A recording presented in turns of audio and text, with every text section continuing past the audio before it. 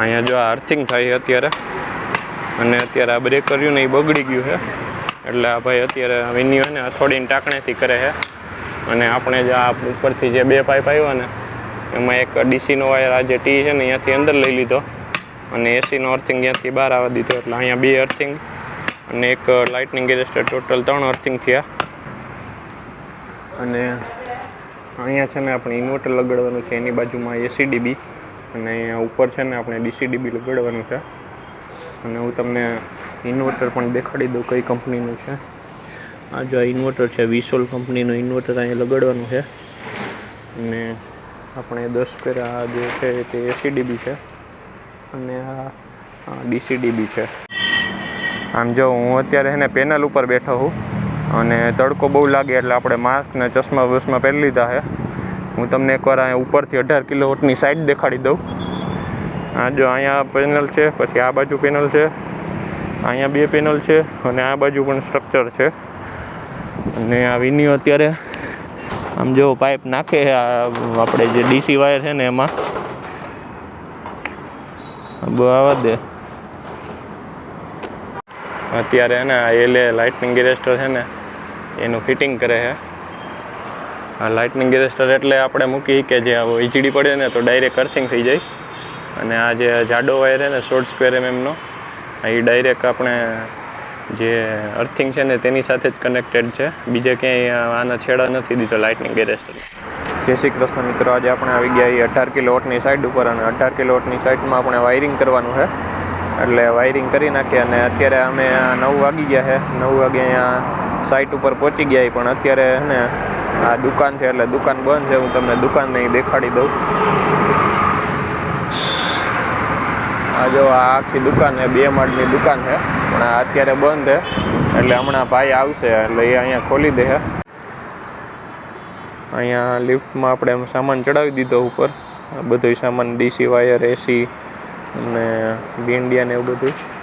આજે 18 કિલોવોટની સાઈડ એક અહીંયા અગાસી ઉપર લગાડેલી છે, અને બાકીની છે ને આપણે આ જે પતરા રહ્યા ને આ પતરા ઉપર લગાડેલી છે. એટલે આપણે અહીંયા 18 કિલોવોટની સાઈડ ઉપર ચડી ગયા છીએ અને આનું વાયરિંગ કરવાનું છે. હું પેનલ બતાડી દઉં. પેનલ છે ને આમ જુઓ, આ વારી કંપનીની 590 વોટની પેનલ છે, બાયફેશિયલ પેનલ. એટલે અહીંયા બધું આ ઇન્વર્ટર ને વાયરિંગ આપણે કરવાનું છે. જો આ વિન્યુ અત્યારે આ વાયર ત્યાં ને એ બધે હરખા કરે છે. અને હવે અહીંયા વાયરિંગ કરવાનું છે. અને આ જે વોકવે આ બાજુ તમને દેખાય ને એ વોકવે અહીંયા લગાડવાનો છે. આપણે આ જે પતરા રહ્યા ને અહીંયા આપણે સીધો લગાડવાનો છે. એ હું તમને આગળ કહીશ કે આપણે કઈ રીતે વાયરિંગ કરીને એ બધું, એટલે વિડીયો છેલ્લે સુધી જોતા રહેજો. હવે આ જે ડીસી વાયર છે ને આ ડીસી વાયર અમે 2 ખોલી લીધા છે. અને અહીંયા આ ટોટલ 31 પેનલ છે. એટલે 31 પેનલમાં છે ને 2 સ્ટ્રિંગ આવશે, એક 15 પેનલની અને એક 16 પેનલની. એટલે સૌથી પહેલાં અમે આ જે લાલ ને કાળો ડીસી વાયર છે ને એ ડીસી વાયર નીચે જવા દઈ માપવા માટે, અને પછી અહીંયા ટેપ મારી દેવું, અને પછી એને પાઇપમાં નાખી દઈએ ડીસી વાયરને. આમ જો અત્યારે ડીસી વાયર નીચે પહોંચી ગયો નીચે. ડીસી વાયર નીચે પહોંચી ગયો છે. હજી જરાક જવા દે ને અહીંયા આટલે ટેપ મારી દે આ 2 થઈને. અને એના પછી આ લાઇટનિંગ એરેસ્ટર આવે જે જાડો, હા આ જે જાડો વાયર છે ને એ લાઇટનિંગ એરેસ્ટરનો છે. આને એક સિંગલ પાઇપમાં નાખવાનો છે. અને આ જે છે ને એ અર્થિંગનો છે, એટલે અર્થિંગને 2 ભેગા નાખવાના છે, ડીસી વાયર અને અર્થિંગનો. આમ જો હું અત્યારે છે ને પેનલ ઉપર બેઠો છું અને તડકો બહુ લાગે એટલે આપણે માસ્ક ને ચશ્મા બસમાં પહેરી લીધા છે. હું તમને એકવાર અહીંયા ઉપરથી 18 કિલોવોટની સાઇડ દેખાડી દઉં. આ જો અહીંયા પેનલ છે, પછી આ બાજુ પેનલ છે, અહીંયા 2 પેનલ છે અને આ બાજુ પણ સ્ટ્રક્ચર છે. અને આ વિન્યુ અત્યારે આમ જો પાઇપ નાખે આપણે જે ડીસી વાયર છે ને એમાં આવવા દે. અત્યારે અહીંયા ચા આવી ગઈ છે. આમ જો આ વિન્યુ ચા પીવે છે, મેં અડધી ચા પી નાખી છે. અને આ પેનલનું વાયરિંગ ગયું ને આ બધું કરી નાખેલું છે. આ બાંધી દીધા વાયર. આ બાજુ આગળના જે થોડાક છે વાયર હવે બાંધવાના, એ હવે આ ચા પી લે પછી થાય. અને અત્યારે 12 વાગી ગયા છે. હવે આપણે અહીંથી વાયર નીચે ઉતારવાનું એટલું જ કામ બાકી છે અને ઇન્વર્ટર લગાડવાનું અને અર્થિંગ કરવાનું એટલું કામ બાકી છે.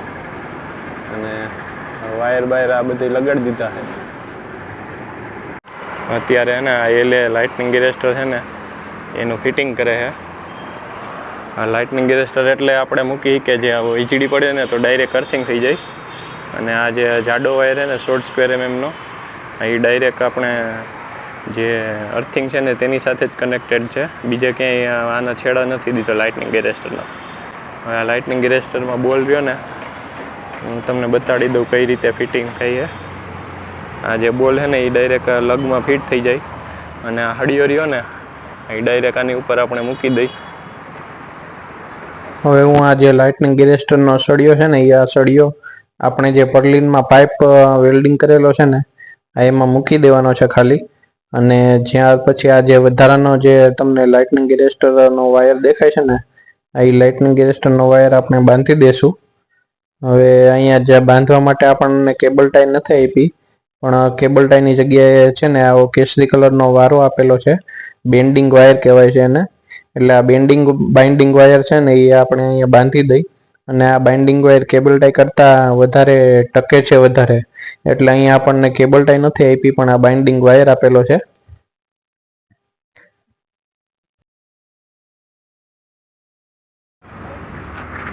આમ જો આ જે પાઇપ છે ને 2 પાઇપ એમાં એકમાં ડીસી વાયર આવે છે અને એક પાઇપમાં આ લાઇટનિંગ એરેસ્ટરનો સ્પેશિયલ આપણે પાઇપ નાખેલો છે. કેમ કે ગમે ત્યારે વીજળી પડે ને તો ડાયરેક્ટ અર્થિંગ થઈ જાય. આપણા ઇન્વર્ટરમાં કે એ બાજુ ડીસીડીબીમાં કે એસીડીબીમાં કંઈ ફોલ્ટ ન કરે એટલે આપણે ડાયરેક્ટ અર્થિંગ નાખેલો છે. અને અહીંયા છે ને આપણે ઇન્વર્ટર લગાડવાનું છે એની બાજુમાં એસીડીબી અને અહીંયા ઉપર છે ને આપણે ડીસીડીબી લગાડવાનું છે. અને હું તમને ઇન્વર્ટર પણ દેખાડી દઉં કઈ કંપનીનું છે. આ જો ઇન્વર્ટર છે વિસોલ કંપનીનું ઇન્વર્ટર અહીંયા લગાડવાનું છે.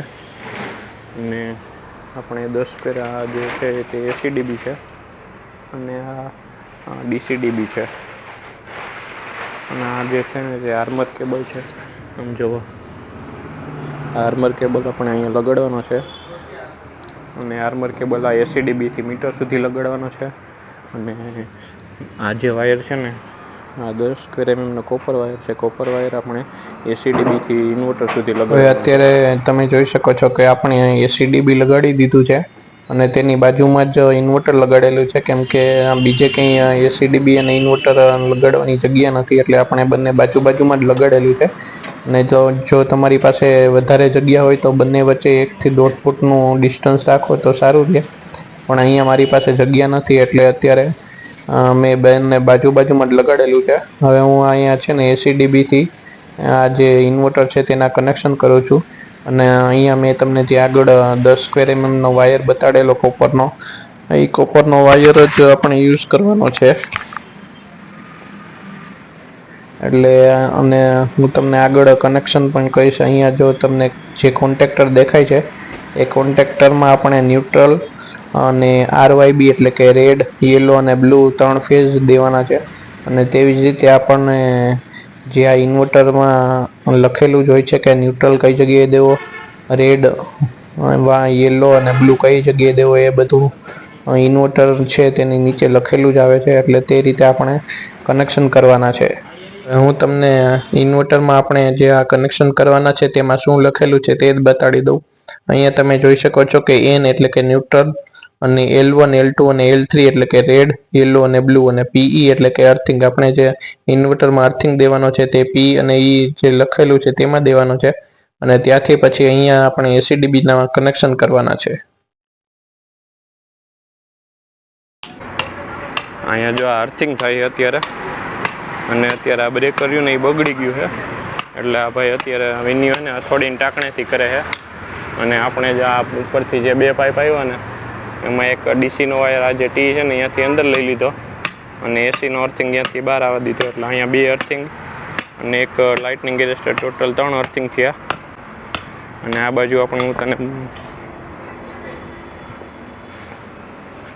આ બાજુ જો અહીંયા છે ને આપણું આ વિસોલનું ઇન્વર્ટર માર્યું છે આ બાજુ એસસીડીબી ને આ બાજુ અહીંયા ડીસીડીબી માર્યું છે.